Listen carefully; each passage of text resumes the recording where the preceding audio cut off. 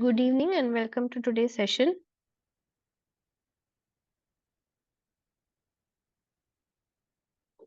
So we'll be we'll be dealing with some problems that is that will be there in your assignment 7.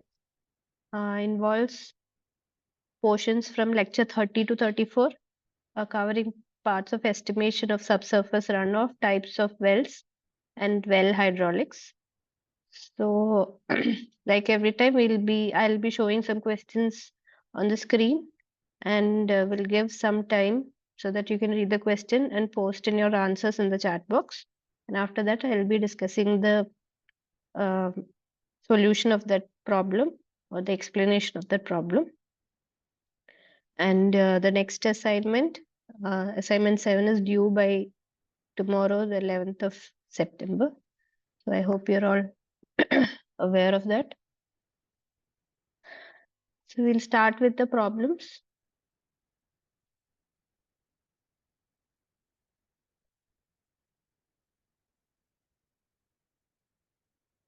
So the first is a numerical.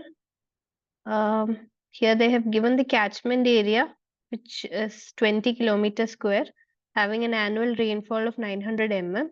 Sandy soil is the composition of the 20% of the soil is sandy in nature and is at a temperature of 16 degrees Celsius. You need to estimate the runoff in millimeters using the Inglis formula and also consider it as the ghat area and use the corresponding formula that calculates runoff for the ghat area.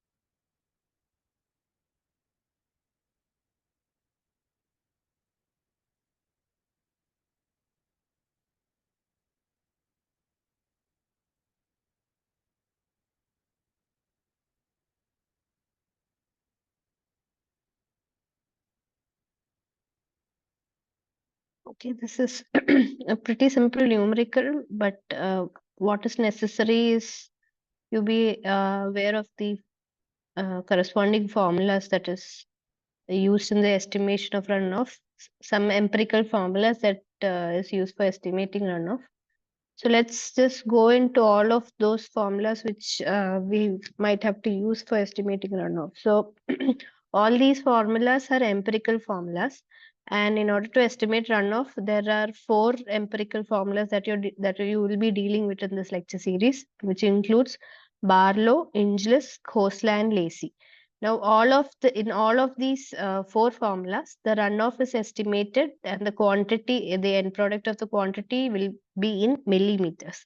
Now, since it's an empirical formula, you might need to use the um, units corresponding to that equation. Maybe it will be considering other common factors and constants. So it is not necessary that we have to get the same unit as the left hand side and right hand side because it's an empirical formula.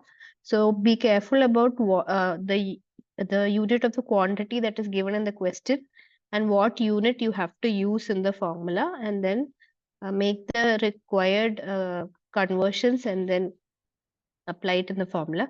So this is the first formula, Barlow's formula. Here runoff is calculated as a product of K into precipitation, K into rainfall. R is the runoff, again in millimeter. All the 4, the common thing, all the 4 formulas, the common factor is that all of the results will be in mm. That is, runoff will be in mm. So here it is calculated as a product of a coefficient K and P. K is the runoff coefficient. Generally, runoff coefficient is taken as 0.2. suppose if no value is given and you're supposed to estimate the runoff using Barlow's formula, then you can assume the runoff coefficient as 0.2. Again, P is the rainfall. So in order to calculate runoff using Barlow's formula, you require the runoff coefficient. If the runoff coefficient is not given, then you use it as 0.2. Otherwise, you require the mandatorily you have to have the data of the rainfall, only then you can use this formula. Now, the runoff coefficient is generally assumed as 0.2, but in case they give you another value, depending on the type of catchment, like if the catchment is a flat area and it's a cultivated land with black cotton soil, then the runoff coefficient is considered as 0.1. Similarly, for all these different types of catchment, the runoff coefficients changes according to the type of catchment. If this is given, then you have to use the appropriate runoff coefficient corresponding to the type of catchment. Probably a question can come saying that please use the Marlowe's formula to calculate the runoff in a catchment area that comprises of hills and plains with very little cultivation. In that case, they're not going to give you the runoff coefficient. You have to use this table if that is provided to understand that the runoff coefficient corresponding to this class of catchment is 0.35. And then use this formula accordingly. The next formula is Inglis's formula, and in our question, this is the formula that needs to be used. So Inglis's formula, there are two formulas, one which calculates runoff for the non-gut area and one that calculates the runoff for gut area. For non-gut area, it is 0.85 P minus 304.8, and for gut area, P into P minus 177.8 by 2540. In both of this, there is no coefficient or anything. You just need the rainfall value, which has to be in mm. If it is not in mm, you need to convert it to mm and then substitute in this equation and find the runoff. So in our question, they have asked you to find the runoff, estimate the runoff in millimeter using the Inglis's formula for gut area. So you'll have to use this formula and find out the runoff. Now, although they have this formula has nothing to do with the different types of catchment. It is only if it is a gut area, non-gut area. Although that in the question they have given you that the soil consists of this much percentage sand and it is this temperature and all is basically parameters that you will give in other formula. Like in Khosela's formula, you see the temperature, annual temperature is a parameter that is used in this formula. But in Inglis's formula, you only need the precipitation value, that too in mm. So that can also be an attempt to confuse you to confuse you between the formulas. So you should be really thorough with all those formulas and what are the parameters being used. So in Barlow's formula, we see that precipitation and runoff coefficient is there. In Inglis's formula, we only need the precipitation data.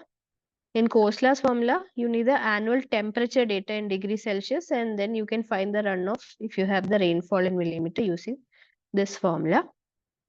And there's one more formula called the Lacey's formula. And Lacey's formula, you need, apart from the precipitation, you need two other parameters. One is called the catchment factor, and the other one is called the monsoon duration factor. Now, the catchment factor is again based on the type of catchment. Again, if it is an area that is cultivated and has got soil that absorbs water, then the catchment factor will be 0.25. Similarly, for other types of catchment, the catchment factor will vary according to the type characteristics of one catchment. Another factor is the monsoon duration factor. Again, if the monsoon is very short, then you will use 0.5 as the value of F. If it is a very uniform length or standard, the precipitation is the duration of the precipitation is as usual. It is not very extreme or anything. Then you use the value as 1. If the duration of the precipitation is very long, that is extending for a very, very long duration, then you use it 1.5. So Barlow's formula uses runoff coefficient and precipitation. Inglis's formula only need precipitation data. Then there is Khosela's formula that requires temperature along with precipitation. and Lacey's formula that requires two additional parameters. One is the catchment factor, one is the monsoon duration factor, and using that you can find out the runoff. So for this question, they had asked to find runoff using Angelus's formula for the gut area. For the gut area, this is the formula P into P minus 177.8 by 2540. So just substituting the value of P. Here again, annual rainfall is directly given in 900. So you can just substitute the value and find out that R is equal to this, which is option B. So here catchment area is given, the percentage of sand is given, and temperature is given. Temperature could be used for the Kosla's formula, but for the remaining three formulas, none of this data is required. So that was the first question. Moving on to the second one. A 30 centimeter well is penetrating an unconfined aquifer of saturated depth of 40 meter. Now, pumping is occurring at a steady rate of 1500 LPM, liters per minute. The drawdown in two observation wells, which is at a distance of 25 meter from the pumping well. That is, if the well is there at a distance of 25 meter from the center of the well and at a distance of 75 meter from the center of the well, the drawdown in these two pumping well is found to be 3.5 meter and 2 meter. You need to find out the permeability of the aquifer. Hanumanta, if you know how to do this, you can do it. Otherwise, I'll move to the explanation because I don't know if you guys will be able to do it or not. So you can put in, if you know if you know how to do it, just put a response in the chat and continue doing, or I'll just move on to the explanation.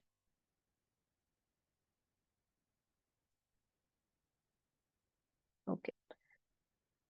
So moving on, the last week's problem solving session and probably in the lecture series also, we learned about some concepts called radius of influence, cone of depression, area of influence and such. All of this is used in places where we need to know the level of water, the initial water tables level or the level of water in a confined aquifer or an unconfined aquifer in order to say we need to install a well at a point. So in order to install a well, we need to know at what depth we need to place this well or at what kind of well we need to place depending on the water table level. So in order to do that, pumping tests are done. And when it comes to pumping tests, water is pumped out from an observation well or a well that is drilled over there or put in over there so that we know the water table level of that area. So when this well is drilled, water is pumped out of it at a steady rate. That is, it is not changing with time. For say for 5 hours at one particular rate, the water is pumped out. That value is called Q. Now here they have given for an unconfined aquifer. Now there are two types of aquifer, unconfined and confined. For unconfined aquifer, they are saying that the pumping is done at a steady rate of 1500 liters per minute. So for continuously for every minute 1500 liter is being pumped, and this is not changing with time. Now next we see that there is a curved line. Now I had also explained in the last class how when this pumping occurs, water tends to move down. That is, initially water is at this level, this water tends to move inwards in the form of a cone, which is called the cone of depression, and then it forms this curve. Now if we take a cross section of what is happening, you get a curve like this called the drawdown curve. Now this drawdown curve is what you see over here, this line. Now this drawdown curve, the distance measured from the initial water table to the water level inside the well is called the drawdown level. Now they have given two quantities over here, two observation wells. The drawdown is 3.5 and 2 meters. So here they mean that this depth or the depth of the initial water table to what is the level of water in the well now is called drawdown. Now same here you can see another depth which is represented by H. This depth is representing the height of the water inside the well. So there are two heights. One is the height of the water inside the well, which is measured from the datum or the reference surface from which we are going to take measurements. And there is another depth called the drawdown, which is the depth from the initial water table to what is the level of the water now. Now, suppose if you put a well over here, the level of the water is going to be at this point. So this will be S and this will be the depth of the water, which is represented always by H, small h or capital H, any of that. Now you can also see here R. R is the radius of influence. This again explained in the last class. Yes. Explained in the last class. It is the distance from the center of the well to the point where the asymptote of the uh, cone of depression. That is, at a particular distance, this curve is going to flatten out and become horizontal. So that distance from the center of the well is called the radius of influence. And this circular area that is covered by the radius of influence is called the area of influence. So R is representing the radius of influence and the small r is representing the distance of the observation well. Now we said that there is an observation well that is placed at 25 meter from the center of the well and 75 meter from the center of the well. So this distance R is representing the R1 and the distance of the observation well from the center of this well. So these are what the notation mean. Q means the pumping rate of the well water. R is the radius of influence. If a capital H or a small h is given, then it means that it is talking about the height of the water table, water level. It's not the water table, water level from the bottom of the aquifer. In here, H1 is talking about the initial water table, so it is right. But generally, if H is given, it is representing the water level at that point from the bottom. From the top, it is the drawdown. RW is the radius of the well. R is the distance, that is the radial distance from the center of the well where the drawdown needs to be measured. Now, if we need to measure the drawdown at a particular level, we put an observation well there, and that distance is known as the distance from that distance is considered as the radial distance from the center of the well. Now, in our problem, they have given the depth of the well, they have given the radius of the well, 30 centimeter well. They have given unconfined aquifer. They are saying that it is saturated till a depth of 40 meter. That is basically giving us the initial water table level. Steady rate Q value is given. Drawdown values are given 3.5 and 2 meter, which is S value. In two observation wells, 25 and 75 meter from the pumping well, that is giving us the value of R. And then permeability is what we need to find out.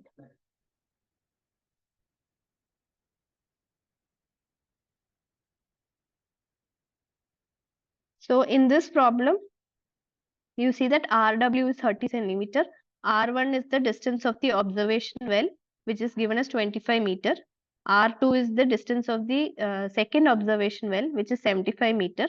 S1 is the drawdown at the first observation well, which is this 3.5 meter. And S2 is the drawdown at the second observation well, which is 2 meter. Now H is equal to 40 meter. That is at the radius of influence, when R is equal at that point, that is the initial water table level is equal to 40 meter. That is what they imply by H. And Q is equal to 1500 liters per minute. Now we see that all these answers are we need to find it in meters per second. So since this value is in liters per minute, we need to convert it into meter cube per second. So by doing the appropriate conversion, that is converting liters to meter cube, you multiply it with 10 to the power minus 3 and divide it by 60 to get 0.025 meter cube per second. Now, we will use this formula, which is the formula for finding out the rate of water pumped from an unconfined aquifer at a steady state. I'll come into these equations once again, but this is the formula that is used for calculating the pumping rate of water from a unconfined aquifer at steady state, that is pi into k into h2 square minus h1 square by ln of R2 by R1. K is the permeability that we need to find. H2 is, like we see here, the distance from the bottom of the well. H1 is distance from the bottom of the well at this observation well. R2 and R1, again, I've explained. So we need to find K. So you will take all these terms to the LHS. So it will be Q into ln of R2 by R1 divided by pi into H2 square minus H1 square. This direct substitution, 0.025 into this value. The answer you get will be this way, 7.827 into 10 to the power minus 5, which is option A. So this is how you do this problem. It is a bit, you need to go through the lecture material as well as do a lot of problems of this nature. This is a sure shot problem that can come during the exams. So yes, I'll be again doing some more questions related to this. So then we'll be revising this formula once again. Moving on. Now a few questions will come on open wells and tube wells. So let's just take a look into what these open wells are and what these tube wells are. So open wells are vertical structures that are, wells are generally structures that are built on the ground, or that is built into the ground surface, so that we can obtain groundwater. We can bring this groundwater into the surface. So two types of wells are there: open wells, which is also called as dug wells, and tube wells. Like the name suggests, open wells have a big opening, a big diameter, and it is called dug wells because this large diameter wells are made usually by digging the soil out of the land. And there are tube wells. Tube wells again, tube wells are depicting wells which are of smaller diameter, and they are placed inside the ground in various levels. Either it is bored or driven, or there are other methods of driving these tube wells into the ground. So open wells are large diameters. Usually they have very low discharges at the rate of 20 meter cube per hour. But again, if there's efficient planning and proper protection and all given, so that the soil from inside the well does not collapse, then you can get up to 200 to 300 meter cube per hour. But usually in our country and all, this is the kind of average discharge that we have in open wells. And the diameter size generally will be 1 to 10 meter and depth 2 to 20 meter. Now there are two classifications of open wells based on the depth. One is shallow well, one is deep open well. So as the name suggests, a shallow well is not a well that is shallow in depth, but on the contrary, it is the opposite. So let me show a picture. So this is what you call as a shallow well, and this is what you call as a deep well. Now you see that its name is deep. This one is shorter, smaller in the depth as compared to this. This is because shallow well is a well which is having this well seated on the pervious strata itself. Now, suppose you have this well will be there for an unconfined aquifer. So in an unconfined aquifer, when you dig a well, the bottom of the well is going to be in this area that is providing water itself. It won't be in this impervious layer where there's no water. So unconfined aquifer is formed when there is an impervious layer at the bottom of an aquifer and a well is put into that. So when the well is not seated on the impervious layer, but instead in the pervious strata itself, it is called a shallow well. A deep well is when this well is seated on an impervious material and the water obtained is from the confined aquifer. See, you see a bore over here. This bore, the water from this layer, that is the pervious strata, that is a confined aquifer, is going to go in here, and the water source is going to be this confined aquifer. So here water source is going to be water in the saturated strata, whereas here water source is going to be the water from the confined aquifer. So shallow wells are wells that are resting on the water bearing strata, and they're going to get water from the surrounding material, because this is a pervious strata consisting of water. Whereas deep wells are that which are resting on impervious layer. This impervious layer where the deep well is resting is also called the mota layer, and it is beneath this layer that water bearing layer will be there, and it is from that layer they'll be getting water, not from this pervious strata on top of that impervious. So this is one classification of open wells, which is a bit confusing. So it should be, when it comes to open well, if it is a shallow well, it is because it is seated in the pervious strata, and the other one is it is seated on an impervious strata, deep well. Now, some more facts that is being discussed in our lectures. They are suitable only for low discharges. Like I said, 20 meter cube per hour, which is around 1 to 5 liters per second. Because and diameter 2 to 9 meter, we had talked about 1 to 10 meter in the previous slide, and 2 to 20 meter in depth. Now, these walls are constructed with either concrete rings initially, and towards the end, if the soil is strong enough, then it is not lined or anything. This concrete rings can be of 0.5 to 0.75 meter thick. The yield of an open well is limited because, first of all, the practical difficulties of digging a very deep well. And secondly, water in this well can be discharged, that is, water can be pumped only at a smaller rate. This is because water entering is also at a very small rate.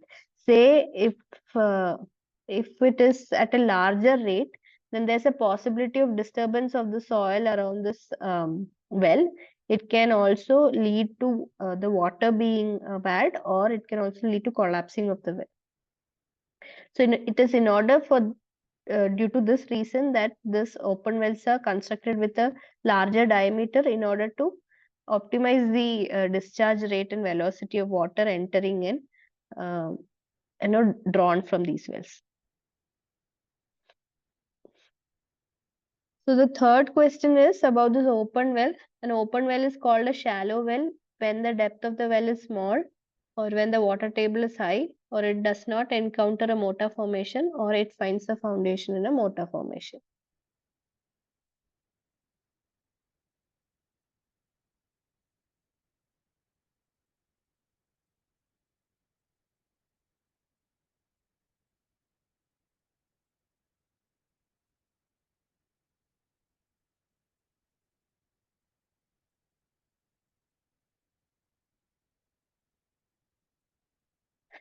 Okay, so the correct answer is mota formation. Again, I had explained why it is in opposite. Shallow means it is not because it is small.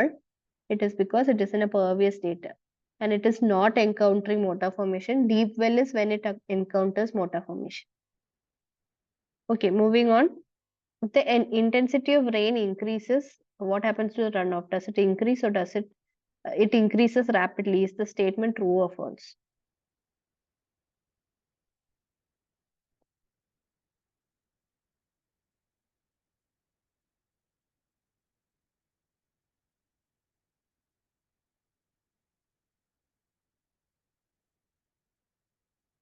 Correct.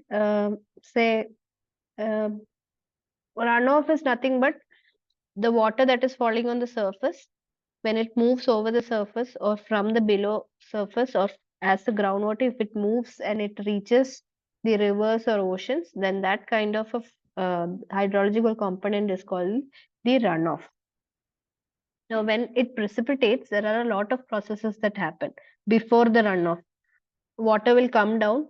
It will be obstructed by plants and buildings. This blocking of water or obstruction is called interception of water. Then this water intercepted will either from the surfaces of leaves it will evaporate, or from building surfaces it will evaporate, or it will flow down from these surfaces into the ground. Once it reaches the ground, if there are small depressions over there, it will be stored there as depression, or if it reaches the soil, it will go into below the soil. Now once it goes below the soil, initially it is going to saturate the top layer of the soil, and it is only after a long time that this water will go deeper into the deeper layers of the soil and then recharge the water table or the groundwater.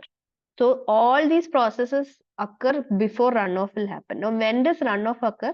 When this depression storage is filled with water and there's no the storage is not in a situation to take more water, this water is going to flow out.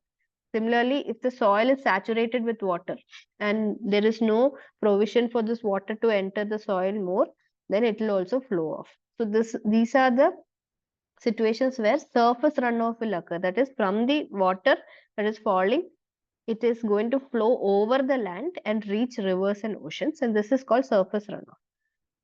Now, there is also runoff occurring below the surface. That is, immediately infiltration will occur, and sometimes water will flow laterally and replenish the rivers. They are called as um, outflow effluent rivers.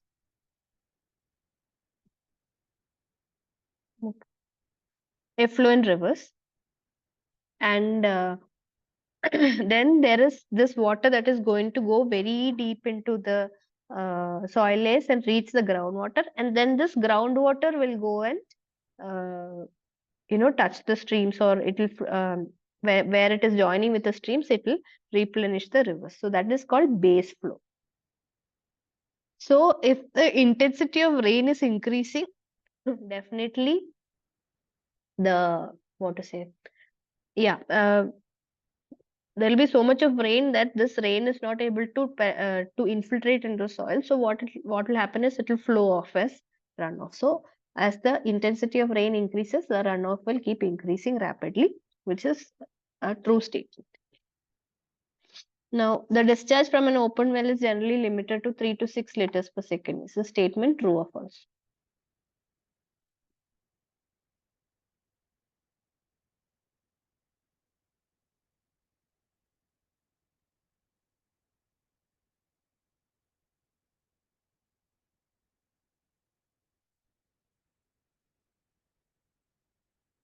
Okay. So yes, we had said that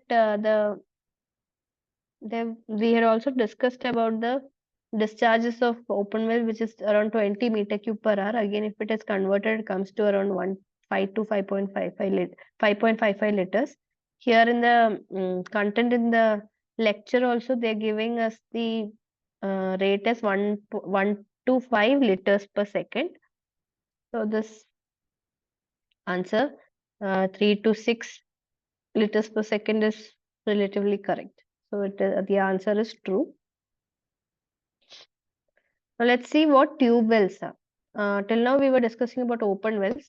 So let's see what tube wells are. Tube wells are, like I said, it's not dug. It is a pipe that is sunken into the ground in different ways. And this pipe, when it is sunken into the ground, it is not going to sit on just the impervious layer. Instead, it is going to penetrate even more deeper into the impervious layer. Again, it might go into deeper levels. The diameter of these pipes are usually 80 to 600 mm. It is smaller. There we have, I think, 1 to 10 meters in diameter, whereas here it is 80 to 60 mm. And again, two types of classification, shallow and deep. Now, in this case, shallow and deep is corresponding to the depth only. Shallow tube well means its depth is less. Deep tube well means its depth is more. But in open well, it is opposite. Shallow tube wells are ones which shallow open wells are ones that are seated in the pervious strata, whereas deep open wells are the ones which are seated in the impervious strata.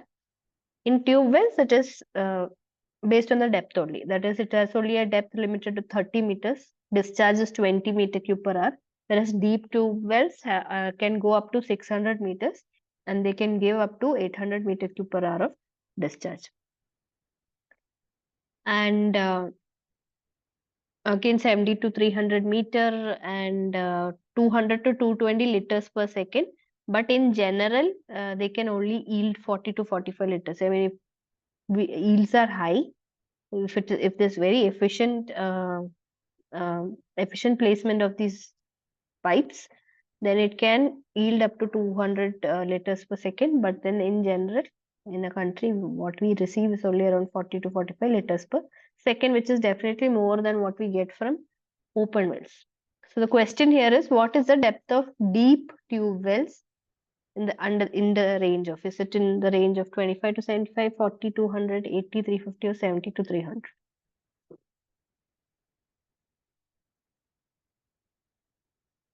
Good. The correct answer is 70 to 300. We had just seen in the previous slides. Deep tube wells goes as deep as 70 to 300, around 600 meter, whereas shallow 30 meters. So correct answer is option D. Now, apart from this tube wells, there are also some other kinds of wells called the bored wells. Again, it is based on the technique of how these wells are constructed. It is constructed using a hand or power driven earth augers or boring machines. And then they are there's a whole board and pipe that is driven and that is put into it. Then there's driven well, which is based on again an instrument that drives through the sand or whatever material till the end of the well, and then they lower a pipe. Then jetted wells are there, which are the hole or the piping depth is created using a very strong jet of water. That time it is called jetted wells. So this is how a driven well is done. They, with high impact, they will drive a sharp thing in order to create this place for the well, and then they'll drop a pipe along here. Then there is this is a picture of the jetted wells where water is sent as jets to create this well, and these are just some representations of augers, power driven and hand augers that are used for making bored wells. So here the question is, what is the diameter of driven wells in the range of 9?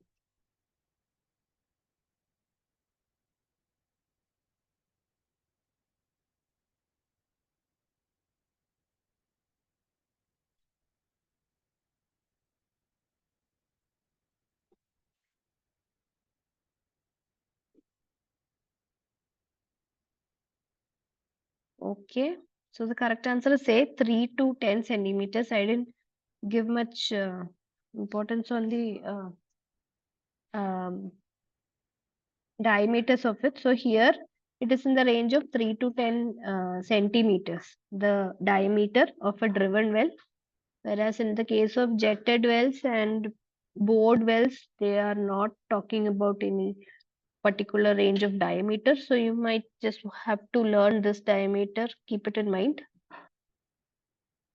Depth is also less, around 15 to 20 meters.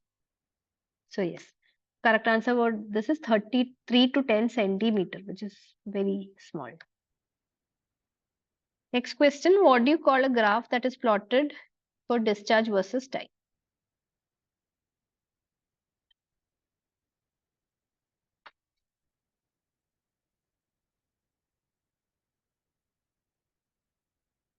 Good. So discharge versus time plot is called a hydrograph. So this is a hydrograph that you see here. A runoff or discharge in meter cube per second versus time. So you see that here also you see some another thing. This is called the hydrograph. This is a histogram or a bar plot that is plotting precipitation versus time. This is called a called effective effective rainfall hydrograph. Okay. And this is how a hydrograph looks like. It has got this rising limb, then the peak discharge and the falling limb. This blue and green color you see will give us the amount of the runoff that is occurring. And this violet color is showing us the groundwater flow. That is a base flow, water from the groundwater flowing into rivers. So this is the basic idea about this hydrograph. I don't think so. You need to learn more than this for your course. So the graph that is plotted for discharge versus time is called the hydrograph. There's nothing called rain graph or fluid graph. photograph, I don't know, but nothing like C and D. 10th question. The term mortar layer is also known as what? Magasan, Matbarwa, both A and B, or none of these. Okay. So here they're saying that this shallow open well, which is resting in the pervious stratum, uh, the deep open wells, which rests on impervious strata, which is called mortar layer, is also called as Matbarwa or Magasan, referring to a layer of clay, cemented sand, concrete, or other hard materials. So the correct answer is option C, both A and B. It is called Magasan as well as Matbarwa. Okay, this is the same question that was done earlier using that formula. You can try this question, do it, which will be a good practice for you.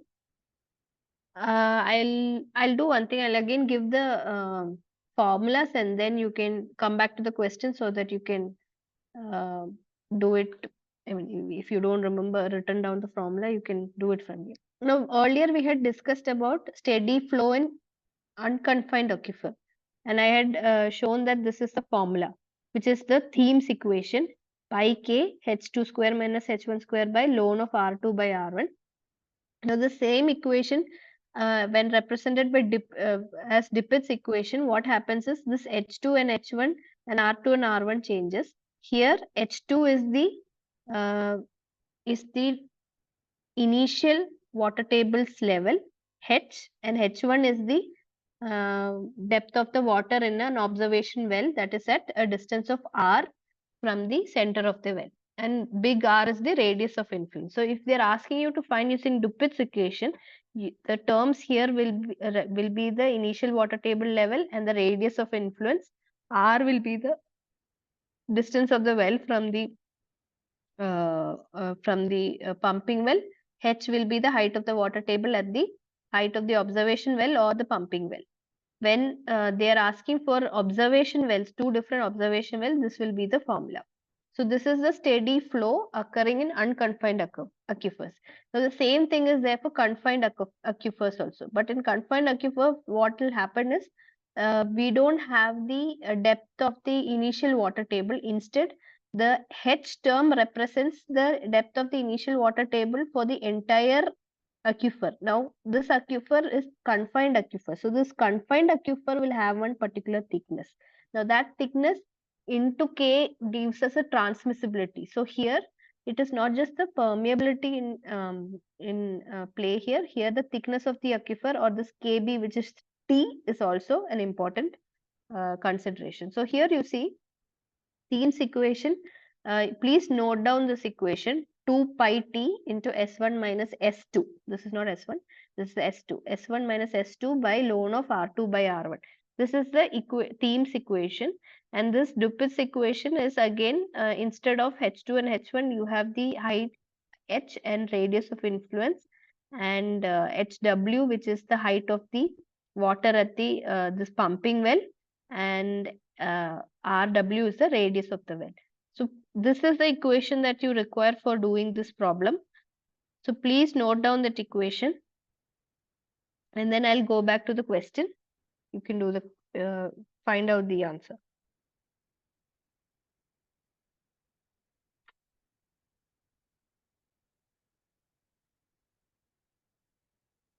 Here, Q is the rate of pumping.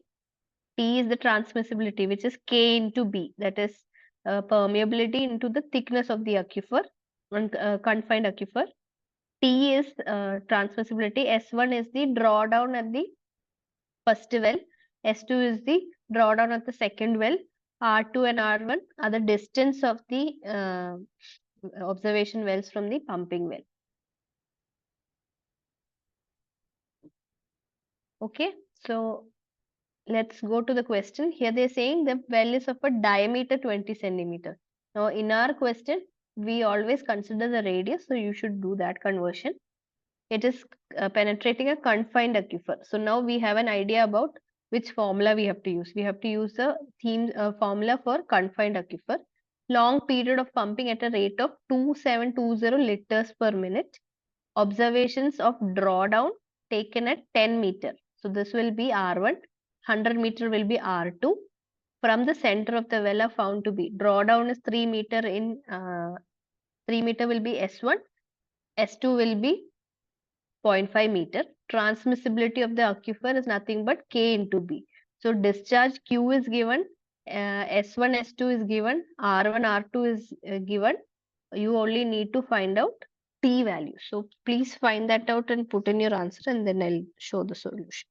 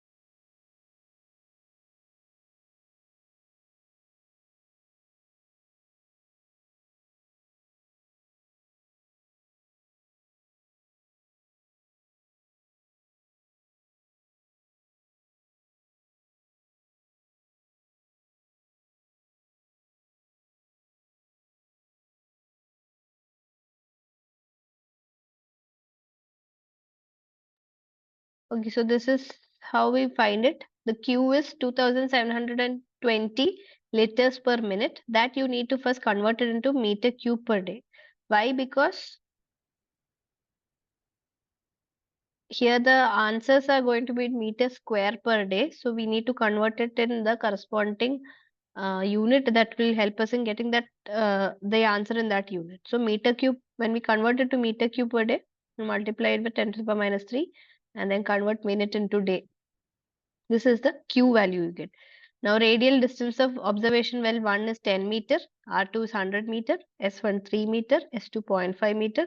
So using the formula, this formula directly you can find out the answer. I don't know why they have done, you see a more complicated formula. 2 pi t into S1 minus S2 by ln of R2 minus R1. You will put all these left hand side terms into right except for t value, and you will get 574.2 meter square per day, which is the correct answer. Option is option B here, 576 meter square per day. So do practice these problems. Be careful about the terms and whether we are talking about confined unconfined units. Again, this is a question to help you familiarize with the formula. So for steady flow in a confined aquifer, drawdowns at radial distances R1 and R2 are S1 and S2 for a pumping rate Q. What is the transmissibility of the aquifer? You just need to figure out the formula.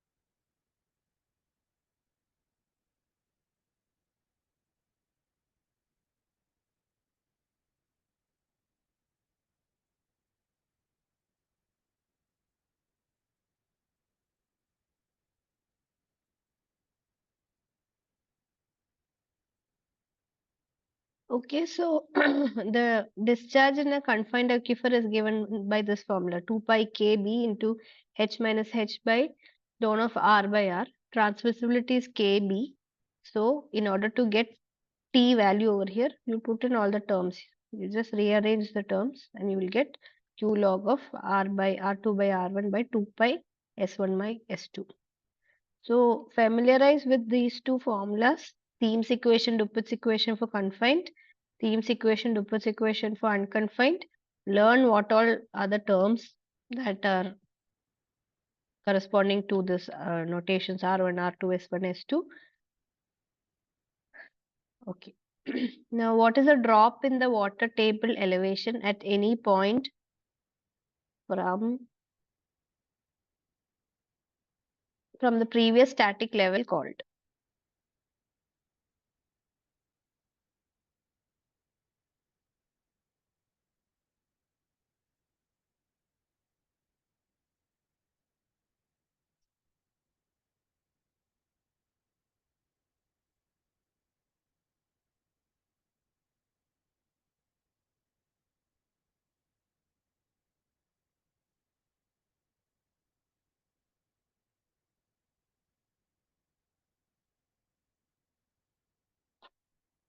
What is a drop in the water table level from the previous level called? Is it called the radius of influence, cone of depression, drawdown, or discharge level?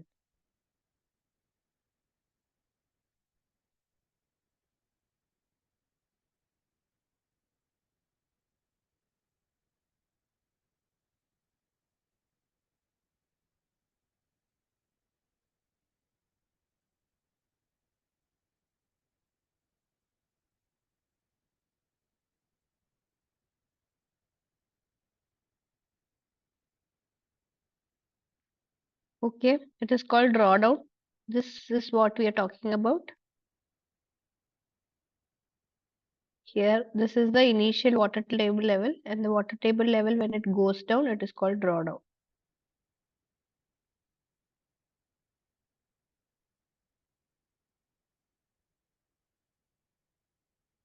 What is the aerial extent of the cone of depression called?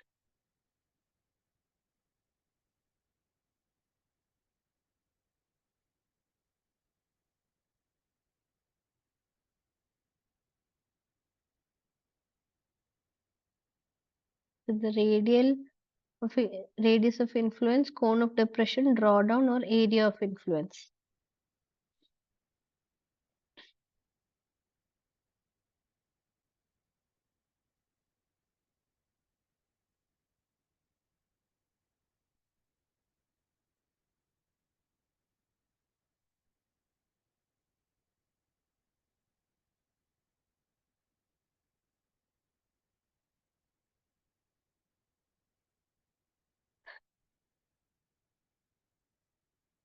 Okay, the correct answer is area of influence.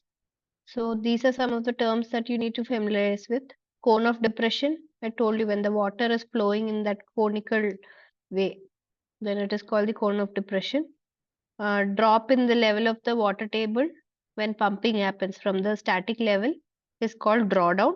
Aerial extent of the cone of depression is called area of influence, and the radial extent is called the radius of influence. You can also refer to the previous lecture, the week 6. I put in a video that is depicting this cone of depression and drawdown and all for easy understanding. Now, again, this is to calculate the surface runoff.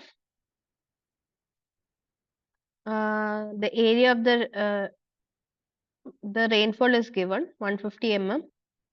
Basin recharge is 50 mm, and groundwater accretion or groundwater movement of water is 20 mm. What is the runoff generated by the storm? This you can calculate by the water budget equation. So please do that and put in the answer.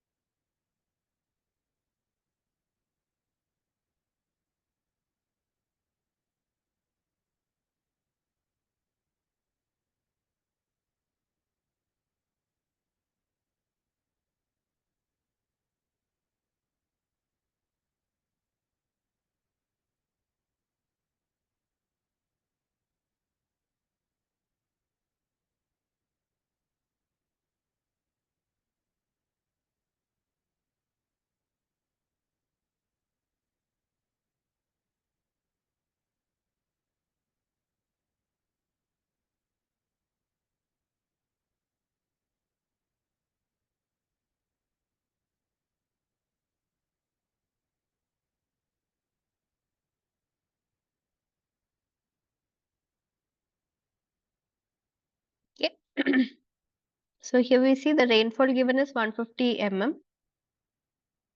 A. See. Okay. Rainfall given is 150 mm. Initial recharge is 50 mm. Groundwater accretion is 20 mm. To calculate this, okay,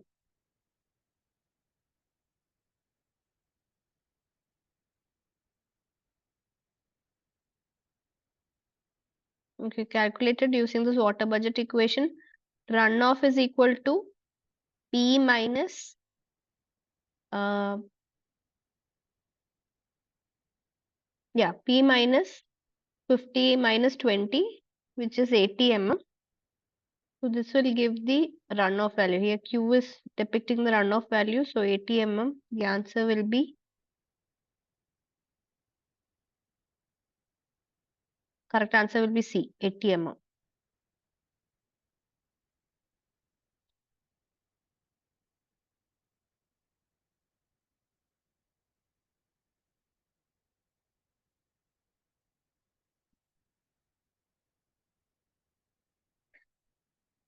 Okay. We'll also be taking a short break of 2 to 3 minutes.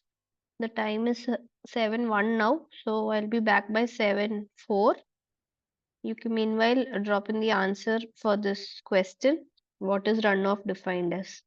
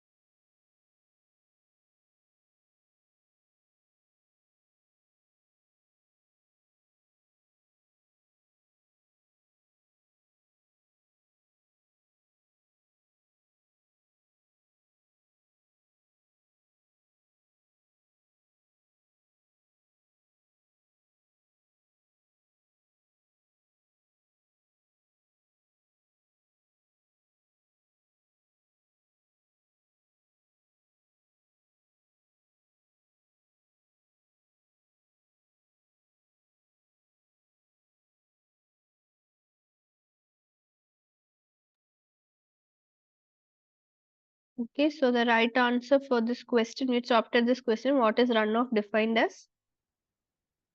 It is the portion of precipitation. Is it the portion intercepted by vegetation?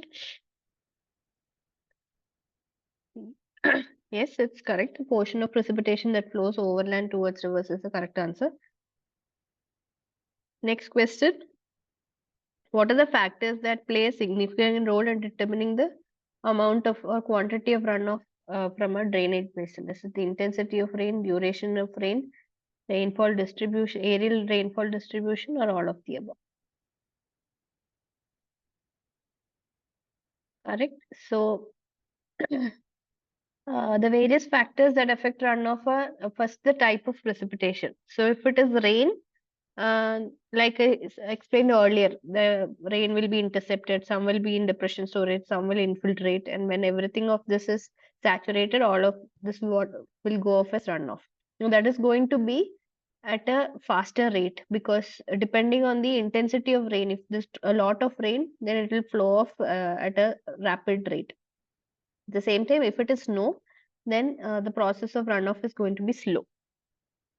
So that is one factor that determines the runoff rate or amount of water that is going as runoff.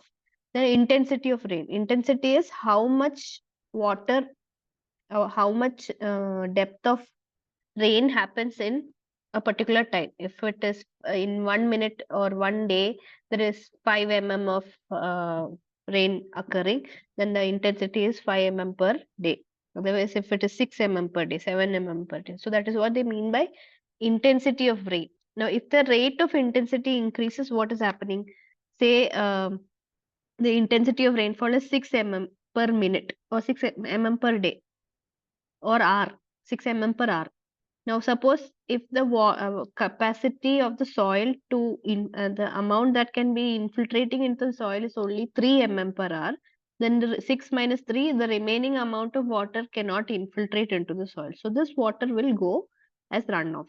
So, as the intensity of rainfall increases, the runoff will also keep increasing. So, that is another factor. Then, duration of rainfall. I mean, if the rain is happening for a small amount of time, the runoff quantity is going to reduce according to the duration. If it is occurring for a very extended period of time, then what happens is all of the soil will be saturated with whatever water had come initially, and then the soil is not able to take up any more water. So because of that, all of the water will go off as runoff. So if there is continuous rains occurring for a very long duration, it is posing a threat of flood as a result of high runoff. Then aerial rainfall distribution. Usually, when we consider all these three factors, that is, if the type, intensity, and duration, we assume that for a particular area, whatever rainfall is occurring is uniform. But this is not in reality. That is not what happens. In a small portion, it will rain. Subsequently, in the adjacent portion, sometimes it won't rain. So that aerial distribution of rainfall will also impact the runoff because in one portion it is raining, say it is a slopy area and the water goes down, yes. But say in the top portion it is not raining, then there is no much water addition from the top. So the runoff is going to be lesser. So that is also an important factor that is uh, impacting runoff. Then there is soil moisture deficiency. Say rain is occurring after a very long period of dry climate. Say the soil is very dry. In that case, when it rains, all the water will be taken up by the soil. But suppose if the soil moisture is if the soil is all saturated with water, then if it rains at that point of time, the runoff will be more. So soil moistures deficiency or the soil moisture is also a factor that is determining the amount of runoff. Then direction of the rain. With what direction it is raining, the runoff will be more in the direction of the rain. Then there are other climatic factors like temperature, wind, humidity, etc. that is going to impact rainfall. So major uh, factors are intensity, duration, aerial rainfall distribution. Along with that, soil moisture's condition. Then there's the direction of the storm, and then other climatic factors like temperature, humidity, wind, etc. that impacts runoff. So here the correct answer is option D, all of the above factors. Now again this question regarding the empirical formulas for computing runoff. Which formula is used to calculate runoff using the rainfall amount and a runoff coefficient? I had said some particular features corresponding to particular formulas. This Barlow, Inglis's, Khoslas, and Lacey's. Barlow's formula, what is the parameter required? Inglis's, what is required? Khosla, what is required? Lacey's, what is required?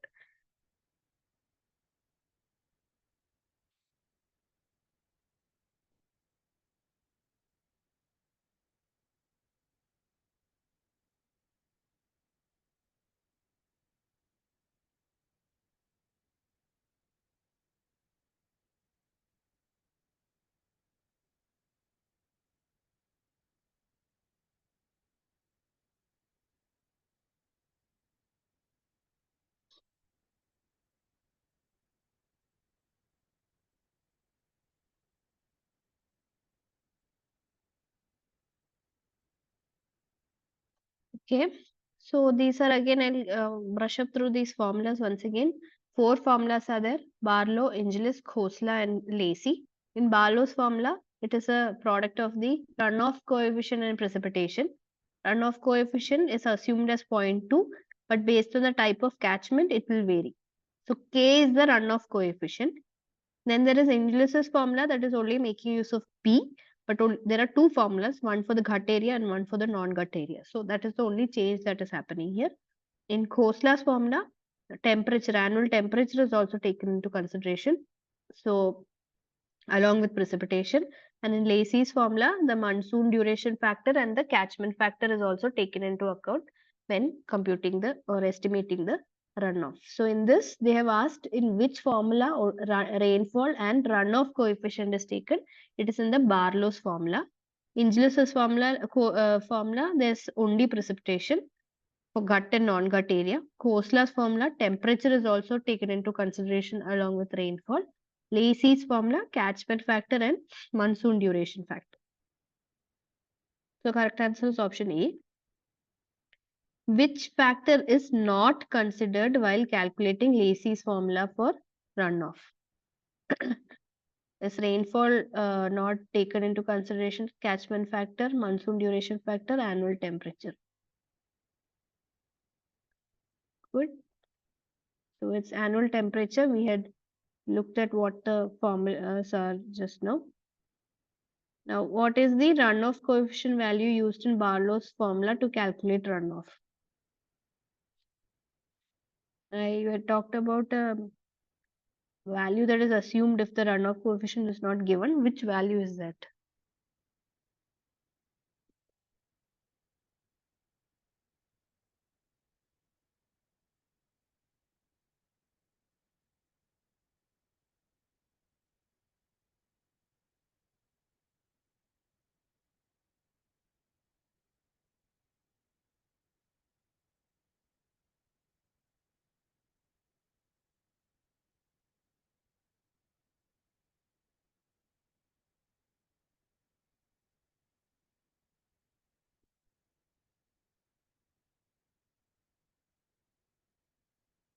Okay, so the correct answer is B, 0.2. Here it is written runoff coefficient is 0.2. So if no value is given, you need to take this value. Suppose if they give a table saying that you choose a runoff coefficient according to the area mentioned, then you will have to use a table to find the value. Now, what is the term for the plot of discharge in a stream against time called as?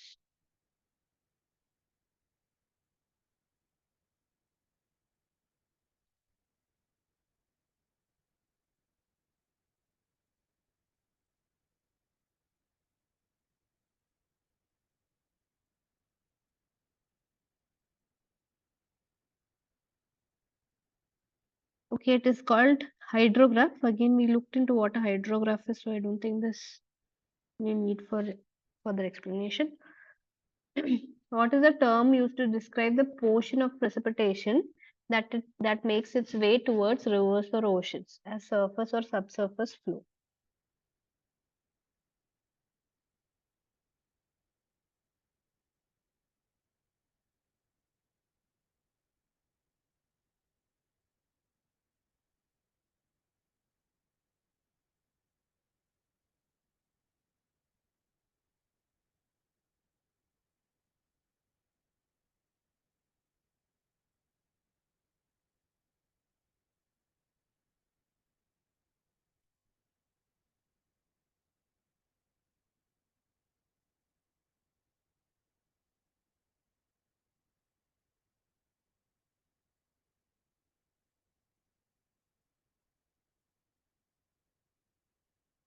Okay.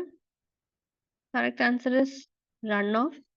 Again, something we discussed in the previous slides also. The runoff that occurs from impervious areas such as roads is called as what? Base flow, overland flow, channel precipitation, or depression storage.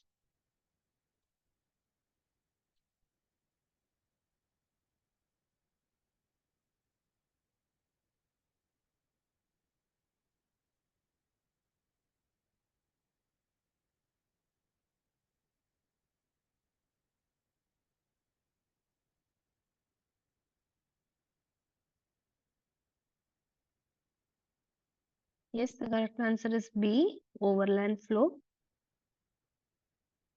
So just let's just go into the runoff cycle. I briefly explained it in the beginning. So it is occurring in four different stages or four different times. First the runoff. In order to runoff occur, there will be a starting of a rainfall event, and before the starting, this area is going to be dry, or there is a period of dryness that is being experienced. So towards the end of the dry period and the starting of the rainfall, what happens is the only flow that is coming into the river and rivers and oceans are not from the surface, but it is from the base flow. That is, groundwater is the only source of water runoff that is being supplied to rivers, because groundwater is first of all, groundwater travels at a very slow rate and it is available over there. So over the long period of time, groundwater is the only source of runoff for streams or rivers. Now now we have gone from the ending of the dry period to starting of the rainfall. Once this rainfall begins, after a short amount of time, once this rainfall begins, what happens is the precipitation is going to fall directly. There is a huge amount of water or precipitation going to flow directly in the rivers, directly in the oceans, directly in the streams.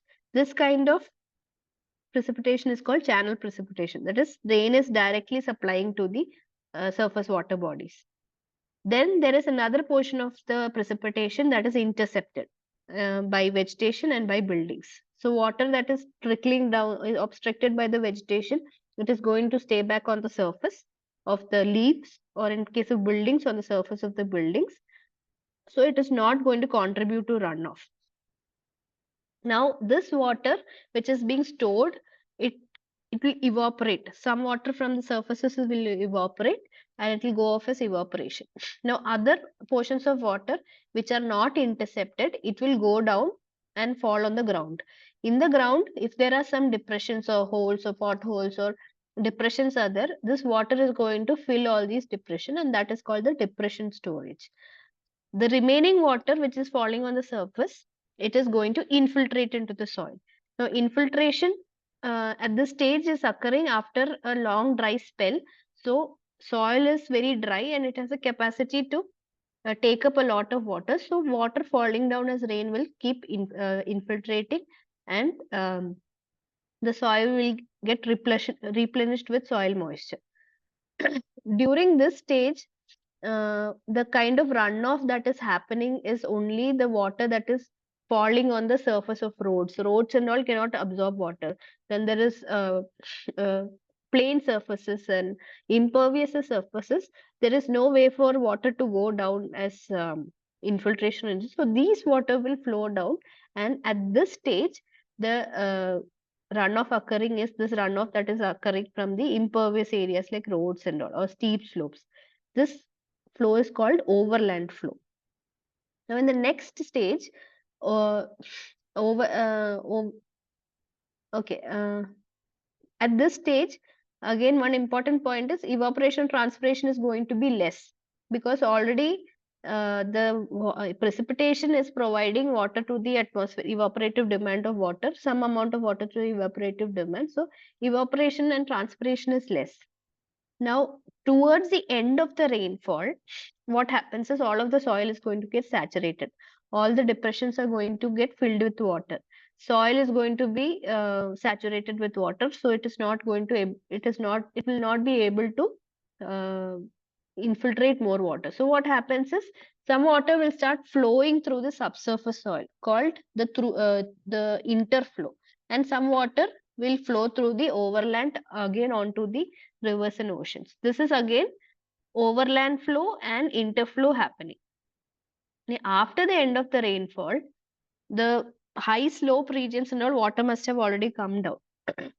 So that water is not going to uh,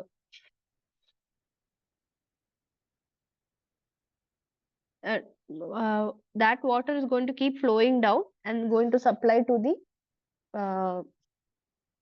runoff, supply to the rivers and oceans. Also, evaporation and transpiration is going to take place. Evaporation is going to take place from all this depression storage. Transpiration will be high at this level. So, at this stage, what is happening is water table is going to rise. That is, the water table is rising. Base flow is going to contribute to the runoff, as well as overland flow is going to contribute to the runoff. So initially, when the dry spell is there, runoff is very minimal. Only groundwater is going to supply. In the second stage, water from the impervious layers are going to supply as overland flow. In the third stage, interflow is happening. Overland flow is also happening. Fourth stage, again overland flow and interflow is going to happen and contribute to the runoff. So, a pictorial representation of what is base flow. This groundwater is going to supply water to the streams or rivers. It is called base flow. Interflow is when infiltration is occurring and laterally the water is going to flow and uh, provide water to the streams. It is called interflow. Overland flow is when water is flowing down over the surfaces runoff. So the runoff that is occurring from impervious areas are called overland flow.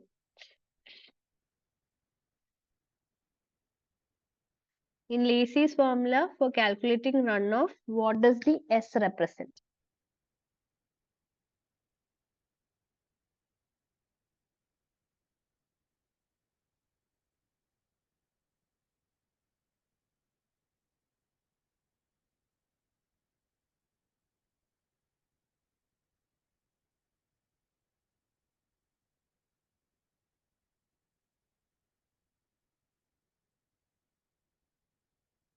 Hmm. Okay, so this is the Lacey's formula. Here F is there, S is there. F is the monsoon duration factor, S is the catchment factor. So the correct answer is catchment factor. Catchment factors means it includes the shape, the storage capacity of the catchment, topography, type of soil, and all of that of the catchment. So the correct answer is option B, catchment factor. So that will be all for today's problem solving sessions. Again, I'll be around for some more time. If you have any doubts, please do ask. Otherwise, you are free to leave the session. Thank you for attending the class and participating actively. We can meet next week, same time, for discussion of week 8's lectures, problems related to week 8's lecture that can help you do the assignment 8. Thank you, Hanumanta. Thank you, Swati. If you don't have any doubts, you can leave the session.